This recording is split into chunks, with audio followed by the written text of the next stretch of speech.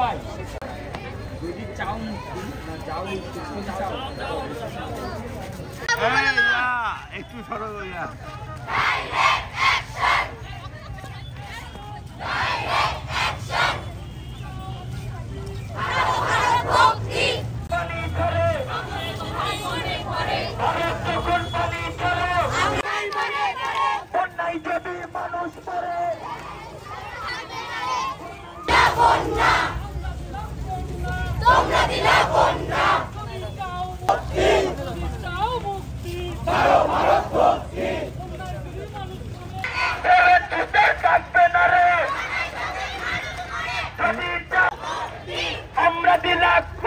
আমরা দিলাম কন্যা থাকবে না রে ডাইরেক্ট অ্যাকশন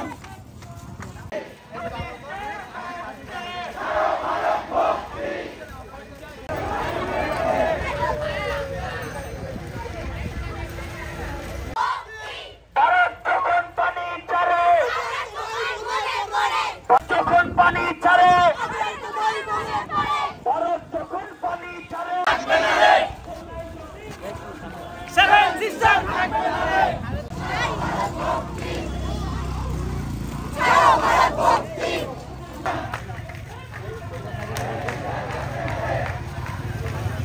পানি ছাড়ে অন্যায় যদি মানুষ পরে যদি চাও মুক্তি ভারত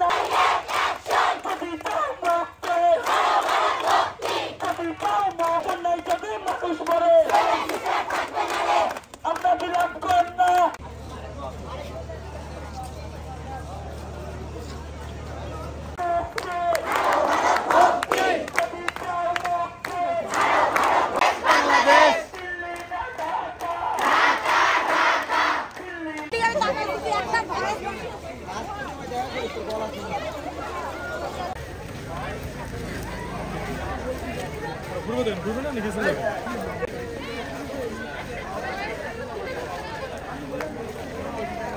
শহীদের বিনিময়ে বাংলাদেশটি স্বাধীন হয়েছে। এটা আসলে চাকর না যায়। ভারত একটি স্বাধীন দেশ। বাংলাদেশের অভ্যন্তরীণ বিষয়ে ভারত নাক গলাবে না। এটা আমরা হুঁশিয়ার আগে সবসময় নাক গলাতে দেখা দিয়েছে ভারত। ভারত সবসময় আমরা দেখতে চাই এবং আবারও বলতে চাই যদি কোনোভাবে ভারত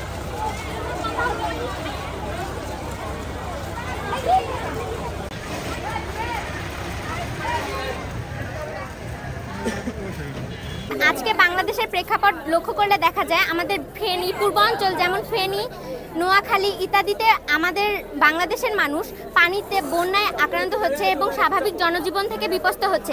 এটা কেন? আমার ভারত সরকারের কাছে প্রশ্ন, এটা কেন হলো? বাংলাদেশ কি তাদের কোনোদিন সাহায্য করেনি? তাহলে তারা কেন এরকম করছে? আমরা প্রশ্ন চাই। আমাদের মনে পড়ে যায় আবরারের কথা, যে প্রতিবাদ করতে গিয়ে মৃত্যুবরণ করেছে। সেগুলোর প্রতিবাদে আজকে আমরা এই মিছিলে এসেছি।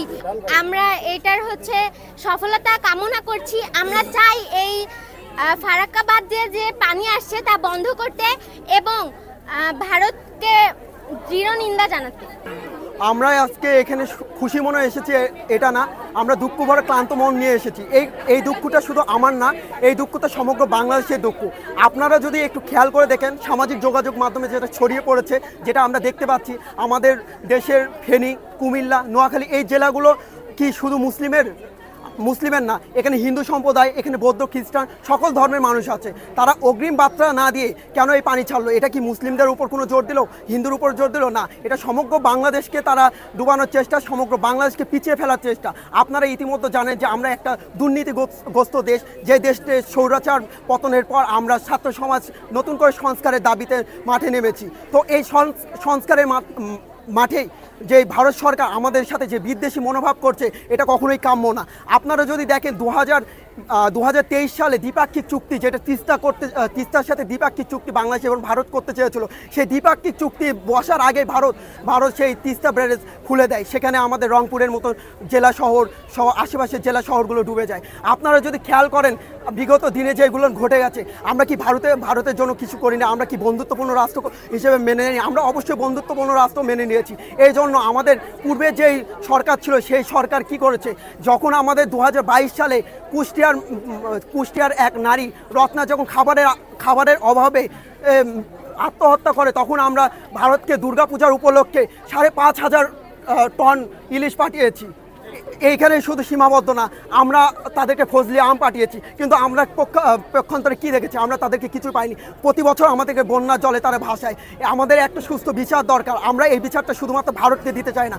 আমরা আজকে এই সাধারণ জনগণের মাধ্যমে, সাধারণ শিক্ষার্থীর মাধ্যমে এই স্লোগানটা আপনাদের মাধ্যমে পৌঁছে দিতে চাই বিশ্ববাসীর দরবারে, যেন বাংলাদেশ যেই বৈষম্যর শিকার হচ্ছে, যেই বিদ্বেষী মনোভাবের শিকার হচ্ছে, সেই শিকার থেকে যেন আমরা মুক্তি পাই। শুরু করছি প্রথমেই বৈষম্য বিরোধী আন্দোলনের শহীদ এবং যারা আহত তাদের স্মরণে। আমরা প্রতি বছরই দেখি ভারত আমাদের সাথে যে কাজটা করে, প্রত্যেকটা বছরে তারা পানি ছেড়ে দিয়ে আমাদের বাংলাদেশকে ডুবিয়ে দেয়, এবং এটার বিরুদ্ধে কোনো প্রতিবাদ কেউ কখনো করেনি এবং এত বছর করার সাহস পায়নি। এবার আমরা যেহেতু প্রতিবাদে নেমেছি, এই প্রতিবাদ সবসময় চলবে। এবং যারা বলে যে ভারত আমাদের বন্ধু রাষ্ট্র, তাদেরকে এখন চোখে আঙুল দিয়ে দেখানোর সময় যে তারা আসলে আমাদের বন্ধু না। যদি আমাদের বন্ধু হতো তাহলে আমাদের এরকম ক্ষতি করতো না। এতগুলো মানুষের প্রাণ যেভাবে যাচ্ছে এবং পুরো দেশে যেভাবে ক্ষতি হচ্ছে, ক্ষয়ক্ষতি হচ্ছে, এগুলো আসলে কয়েক বছরেও পূরণ করা সম্ভব না। এজন্য যারা ভারতের পক্ষে সাফাই গায় এবং এত বছর থেকে ভারতের পক্ষে সাফাই গেয়ে আসছে, তাদেরকে চোখে আঙুল দিয়ে দেখানোর সময় এটাই। এবং আরেকটা কথা বলতে চাই যে ভারত কখনোই আমাদের বন্ধু ছিল না, এবং আমি মনে করি তারা আমাদের বন্ধু আগামীতেও হবে না।